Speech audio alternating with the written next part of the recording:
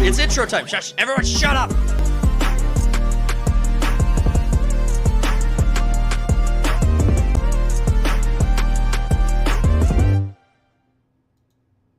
What's going on, all you main characters? Welcome to the After Party. It's your boy, Talks Too Much, and we have the Cody. What's up? Are you going as Redception going forward? Do you want me to hard change it? Yeah. We can hard change it soon. But we are talking about episode 3 of House of the Dragons. That, my friends, was peak Game of Thrones. That's all I fucking wanted this whole time. It was worth it. Huh? Well, a lot of it actually had suspense in it.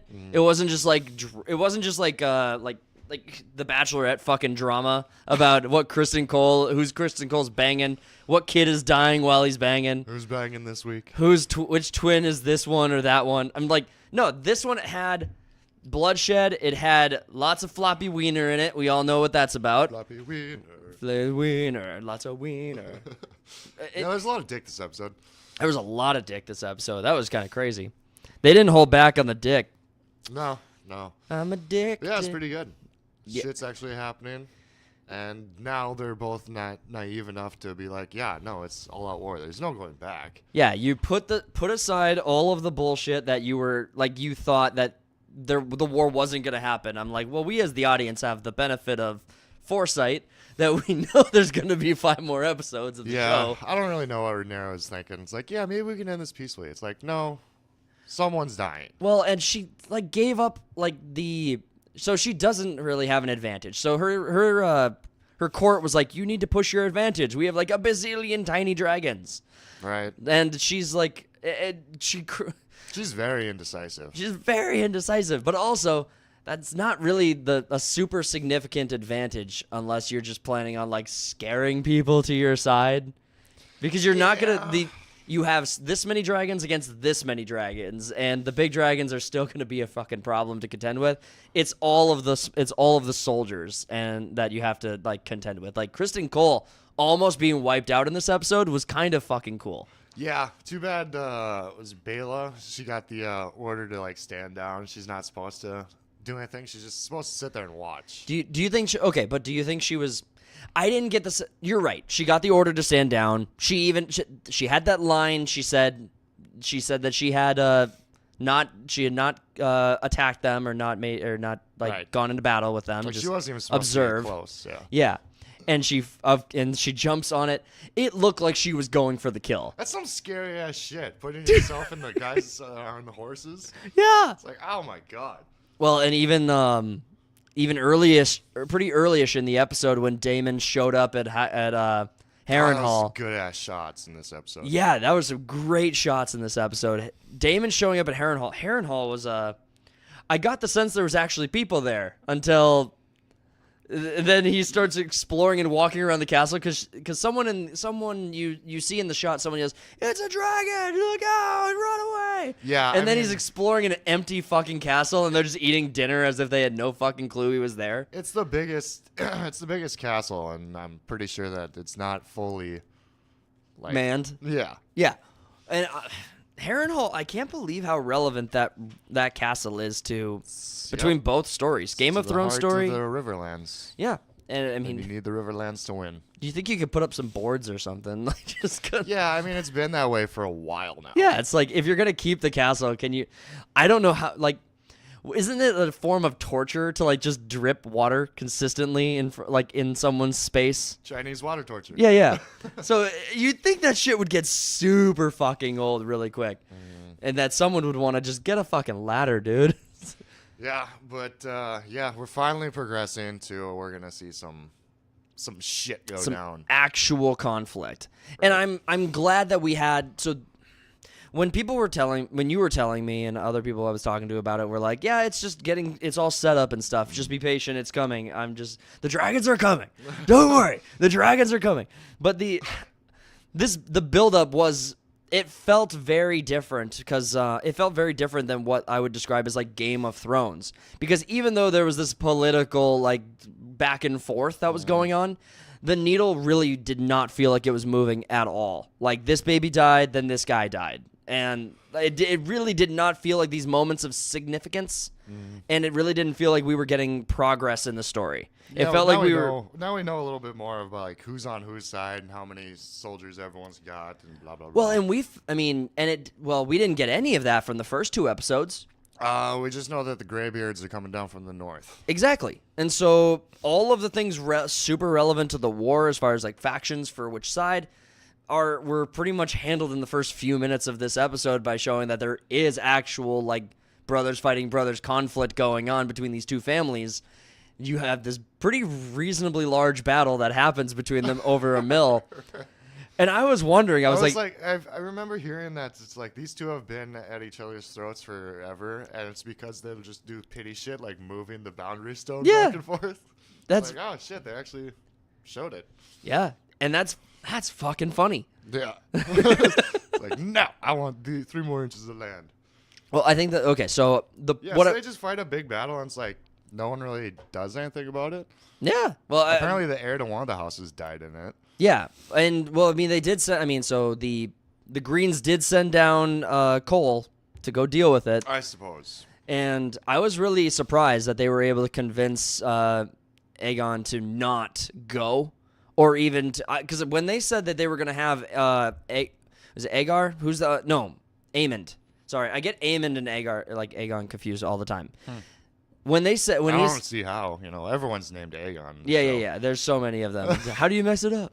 When Aemond was when they mentioned Aemond was gonna go down and deal with it, I was like, oh shit, let's fucking go. But I thought they were saying that 10 seconds later, they're like, no, we need him to defend King's Landing. Then I will go. I'm like, no, you also should not go. Yeah, you also should. Yeah. I thought Aemond was just gonna go down and leave the dragon behind. Yeah. But but also keep in mind that if you had sent Aegon or Aemond, if you had sent either, you would have killed one of the dragons. True. That's just like Monday night quarterback or couch quarterbacking right now a little bit. Not that I know sports. Hindsight is 2020. Hindsight's 2020, but I'm like, move your fucking dragons. Go do some fucking shit. You're assuming that all of your opponent's dragons are just sitting in Dragonstone, or that all of your opponent's dragons are just sitting in King's Landing, when, no, they're actually out and about doing shit. You could be affecting the war if you just moved some of your fucking pieces. Well, Daemon's out doing shit. Daemon's out kicking ass. And I mean, this is exactly... If he didn't go and do whatever the hell he wanted, then they would have Harrenhal. Well, in Harrenhal... The Greens would have Harrenhal. Well, in Daemon going and getting Harrenhal is like...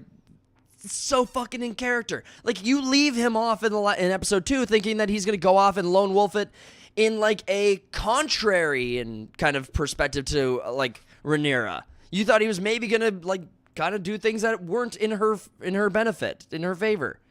So, I mean, the fact that he's just going and he's literally getting one of the biggest strongholds single-handedly, and then he's going to take his dragon and just take the Riverlands. Like, yeah, I wanted to do this, so I'm going to go do it. Yeah. And the Greens don't have a single dragon in that entire hemisphere of the continent. Yeah, I'm wondering how many dragons are on the Green side. I know there's potential for a bunch of riders. Well, yeah, there's few, but they're bigger. True. So I mean, and then Rhaenyra's got what, 2 or 3 other kids? Yeah. Besides Jace. Yeah. Correct me on something. Do the dragon eggs come from Dragonstone? They come from dragons. I mean, is that where they're like there's a special word for like a dragon's like birthing place or something. Yeah, I don't. But I remember thinking that like Dragonstone was one of the like hatcheries or something like that for the dragon. I think it was a hatchery. Was one of the hatcheries for the dragon eggs, and so I think that there's a benefit to them having Dragonstone is that they can't get more dragons. It's basically what they have in King's Landing, and then whatever they get. Right, that's true. I mean, they got the dragon pit or whatever. I don't know how many dragons are in there. I mean, if they're just chilling, waiting for a rider. But that's the thing. All of them are in there. All of the Green's dragons are in that fucking hole in the ground. We got like 1 or 2. 3 technically, because you got Sea Smoke roaming around too. Yeah, I was kind of expecting him to go for the what was the daughter's name that they sent away? I was expecting her to get like have a moment with that dragon and be like, oh no, so like she gets to like adopt this riderless dragon. What the hell was her name again? I can't. Bela, that's marrying Jace. Yep. And then the other one, what the hell was her name? Reyna. Yes. Yeah, it's Reyna. Yeah. So I thought Reyna was gonna get Sea Smoke. I thought they were kind of setting it up where like the dragon was literally around. It was like without a rider. It was lonely, and then you have this one dragon-less rider girl. I think I know who's gonna get it, but I don't know if I should say it. It won't. I mean, go ahead. You know the two black dudes that are in the random episode? Yeah, yeah. There's speculation on who they are. Oh, okay. There might be Corliss's bastards. Oh, that could be kind of cool. Yeah. I was wondering who these freaking characters were last episode because they were, very unimportant. Right, yeah. Everyone was saying it's kind of a weird way to kind of introduce them. Like, all right, here's a random scene with these two characters you know nothing about. What do you think of the character who came in and was the brother to Daemon? Like Daemon's like do you know who I'm talking about? He showed up at the bar, and then King Aegon showed up. Oh, I know nothing about that. Yeah, that was weird, wasn't it? Yeah, we seen the guy before. He was I think he walked up to the hanging rat catchers when they were introduced. Well, that would make some sense. It's like I don't remember if that's the thing or if he's just bullshit. I assume he's telling the truth if he's in the show and it's not just some random bullshitter. Well, and he's actually fucking scared of Aegon. It's true. He's like actually terrified that this guy showed up, and he's like, "Oh no, I was just talking about being on the other side. Really glad you weren't paying attention to." Don't listen to me. No, so the episode obviously kicks off with so much going on. Everyone's kind of settling back in. Everyone's trying to decide how to move forward, and you have the battle that happened at the Burning Mill, and the Greens are pushing their advantage pretty much at any opportunity they can because they're so gung ho and trigger happy. Yeah, and they're decisive. They're not like Rhaenyra. They can't make a fucking decision. Yeah, Rhaenyra's council is in complete chaos. It seems like they don't even really like her. No, I don't get that sense either. And they were trying to send her away too. Yeah, I mean, they were trying to send her away. That was a fun little. It's like Jesus, guys. You guys really are showing all of your cards all at once to You know exactly who you are. the second most powerful person in the realm right now. Besides the person who's literally sitting on the Iron Throne. This one's the next, or like the one's probably going to have it next. Yeah. Although I'm kind of like, Aegon's got a real kind of like a vanity problem in how he wants to be seen. Yeah, and that's why he didn't go, is just because Loras Clubfooters is like, hey, there's a little rumor out here that you're kind of not the big head honcho the council is. And I love that for him. I mean, honestly, the Clubfoot was the Clubfoot's actually been very interesting to see on screen. He is technically Lord of Harrenhal. Yeah. I was wondering where they're going to go with that, and apparently his uncle is the one This is the one who's there. He's like, no, fuck that guy. Yeah, He killed my brother. Yeah, that guy sucks. That guy's a little bitch. It's like, yeah, no shit. It was like a weird that they burnt to death in that damp place. Yeah, there's so. It's like the whole time you're there, it's just water dripping everywhere. Yeah. Daemon dealing with the like guilt and having visions and stuff threw me off base. I immediately recognized, I was like, why did all the water stop dripping? Oh, I didn't even notice that. Yeah, the water stops. So he the door gets. When the door shakes. Yeah, the door shakes. Then he steps, he takes the sword out. He starts walking outside. Instantly, you notice the water is not, there's no more rain or no more water. Like, it's maybe a little damp, but there's no rain. And so I'm thinking about it, but I'm not knowing for sure that this isn't real because there's still wetness around him. And then you see the young actress who Once I saw the white hair, I'm like, oh, this is a vision. Yeah.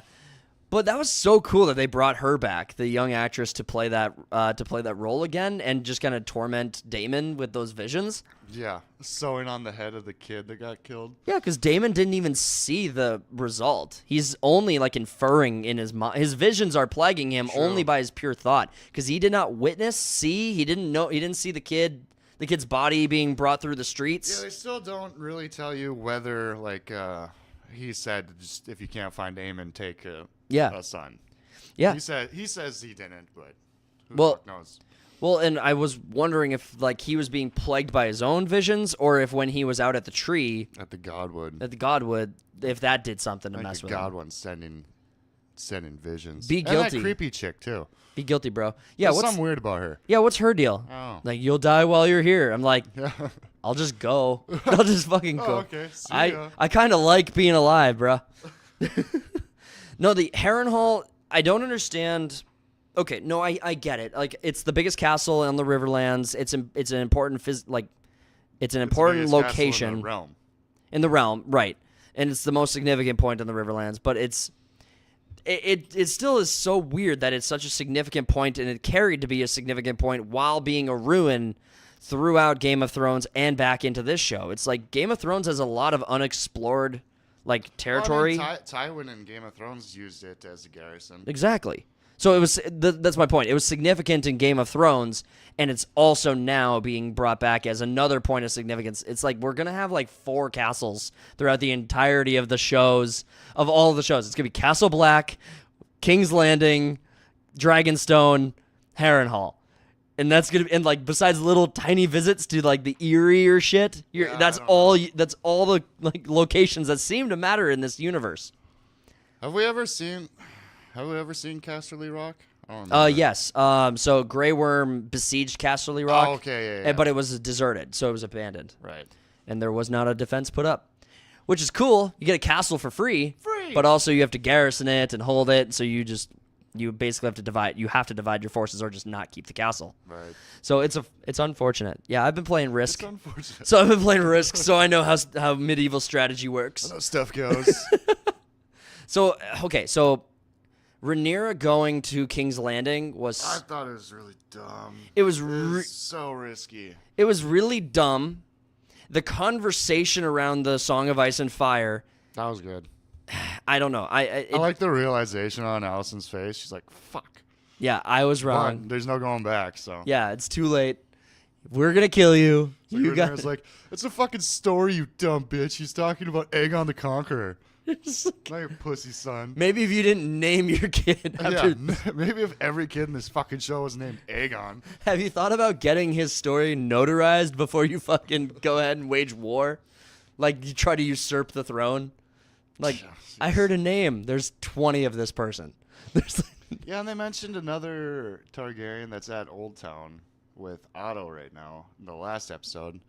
Mm-hmm. We haven't seen him yet, but just trying to get all these fucking names together. Well, Allison's brother showing up was kind of interesting as well. Don't remember his name at all. No, he doesn't matter. He's not important. He's absolutely not important. It's just I wonder how big of a role he'll play. he's death fodder. I'm guessing he's death fodder. He gets killed, pisses Allison off. And Yeah. It's one more character. It's one more character to stoke the flames, and I think that's why they gave him this like, oh, you're gonna kind of be an asshole to Cole about You it, rich prick. but you're gonna quickly forgive him and become best buddies because he kind of saw a dragon. Survived a dragon quote unquote attack. Yeah, you guys are like trench brothers now or whatever. You fought in the trenches together on horseback. I mean, it is a pretty harrowing experience though, running from a dragon. I don't know. I think I would have been very not scared. Like while everyone else is going that way, I probably would have been the guy that's like, no, I'm going that way, and I'm gonna explicitly drive. I'm gonna ride Drive the horse the wrong way. No, I'm gonna drive a green horse so that it blends into the fucking grass. Yeah, the freaking eyes on these dragon riders have to be insane. Yeah, I mean that was nuts when she's like, no, it was cool. I was pretty sure. Yeah, I mean, I saw this twinkle from like 2 miles in the sky, and I was like, let's go check it out. Not that far. I'm glad that they have the Valyrians like staying close to the story, and like there's more to come with their characters as well. They're Daemon's kids. Yeah, but I'm talking about what's the king guy, the guy with the dreads? Oh, Corlys. Yeah, Corlys. I like his character quite a bit. yeah. Apparently, he's supposed to be some big badass, but we haven't really seen him do anything. No, we've seen him do nothing, even throughout the Almost entire died, first that's season. about it. Yeah, even throughout the entire first season, if you have the Battle of the Stepstones, it's like that's all Daemon. Yeah, it's pretty much all Daemon. Yeah, Damon's awesome. Damon's a badass. Damon's a badass. We got nothing. We got nothing to complain about from Damon, our boy here. Okay, so what are we looking forward to in the next episode? Obviously, there's going to be conflict in the Riverlands. Cole/Damon. Now that the war is officially declared, Rhaenyra's going to have to get on her fucking horse, or going to have to get off shit, her high horse and yeah, just be get like, shit hey. moving. Like she's going to have to get the ball rolling. I'd be surprised if we don't see like a multiplicative like urgency behind the characters shit starts to get picked up. Yeah, I don't know. Maybe we'll get a Cole versus Damon kind of thing. Yeah, Apparently, Cole's like the best swordsman in the land. I could see that. I mean, yeah, he is good. Yeah. So I think that we're probably going to get a lot of scenarios where it's like battles that happen off screen, right? We're just going to get glimpses of giant fields of corpses like we did at the beginning of this episode. Yeah, like I don't know the outcome of the story or anything, but like, what if in the book, like Damon dies pretty early on, but he's so popular of a character right now that they just change it? Yeah, they have a they'd red do woman that? come in and chant him back to life. Right. Do that again and just not explain any of it. Oh yeah, you guys remember when this happened in Game of Thrones? Yeah. Yeah, that. Yeah. We have no idea the consequences of it. Oh man, I think I'm excited for. Okay, so we rated some of the previous episodes. IMDb has this episode airing, and first reviews coming in. It's looking at 9.6. I think everyone's kind of excited that this is that more is happening in this. More of consequence to the war is happening in this than in previous episodes where it's all politics. And I'm excited for that too. That's basically what I've wanted because in Game of Thrones, you start off with the White Walkers at the very beginning, and you're fucking hooked. You're there. You're with it. You're like, but everything that's going on in King's Landing, you're thinking, but what about the White Walkers? For like 4 fucking seasons. What about these zombie dickheads? What about the zombies that we just watched behead a guy? And it all turns out to be nothing. Yeah, he is like, what do we say to the god of death? Plot armor. Stab. I am a ninja. I have plot armor. Hear me roar. But I'm still upset about Game of Thrones. well, and also I think maybe I was in an adjustment period because House of the Dragon season 1, like 5 years, like 2 to 5 years interrupt every episode, like of like development, like in time that passes by. Like every episode is like another time skip in the first season. Wasn't like the first season like 20 years? Yeah, happened? that's what I'm getting at. Yeah, so the first season is like 20 years across 10 episodes. Yeah, and I think we're all done time skipping now. Yeah, because the first 3 episodes are all like 5 days apart. That's true. This is still technically like a couple weeks after Viserys' death. Yeah, so I mean, it's all happening very quickly now, but I mean, very quickly in the sense that it took 3 episodes to get to the first battle. But I was just waiting for that. I didn't see Game of Thrones until because even in Game of Thrones season 1, you had the Lannisters and the Starks were at each other's throats like 2 episodes in, 3 episodes in. And even if you want to skip ahead to season 2, now you have Robb Stark kicking the shit out of Tywin. You have I think a battle of is it the Blackwater in season 3? No, yeah, it's 2.